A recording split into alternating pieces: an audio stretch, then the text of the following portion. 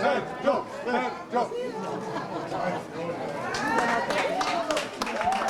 Sono grato alla città, grazie. Non so. Quindi ancora più convinto che quello che ha fatto in questi 5 anni, insomma, è piaciuto ai padovani? Hanno apprezzato, penso, i padovani, quel lavoro che abbiamo fatto tutti insieme. È la parola insieme che ha caratterizzato la sua campagna elettorale, quella che Sergio Giordani usa appena avuta la conferma della sua rielezione, sfiorando il 59% dei consensi, oltre 20.000 preferenze in più rispetto allo sfidante Peghin. La riconferma di Giordani è un successo che lo incorona primo cittadino padovano più votato degli ultimi 30 anni. Più responsabilità ancora, bisogna stare molto attenti, più responsabilità, un periodo difficile.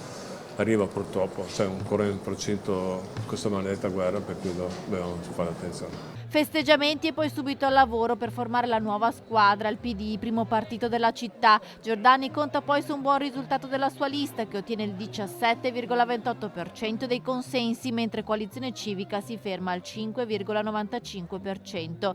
Per i prossimi 5 anni l'obiettivo è continuare a lavorare per la città in un clima di collaborazione e senza liti. A me non piace chi dilegge la città è sacra. La città è sacra, uno non può dileggiare la città, non può dire che c'è spazio, che è del degrado. O uno abita in un'altra città, oppure per carità, ognuno dice ciò che si fa in politica. Io cerco di evitarlo. Giordani ringrazia la città, i padovani, la sua squadra, ma l'abbraccio più forte è con la famiglia e la moglie Lucia, presenza discreta, sempre al suo fianco per sostenerlo. Va bene così. Domani una proclamazione intanto. A quanto pare, domani. Mi hanno detto dobbiamo aspettare domani. Ah, domani?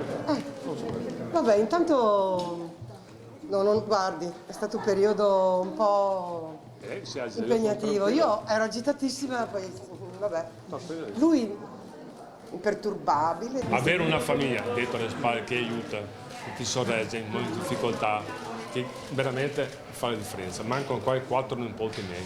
Però vi garantisco che la mia famiglia è una grande famiglia, mi aiuta sempre in queste scale e sono molto orgoglioso di loro. Grazie.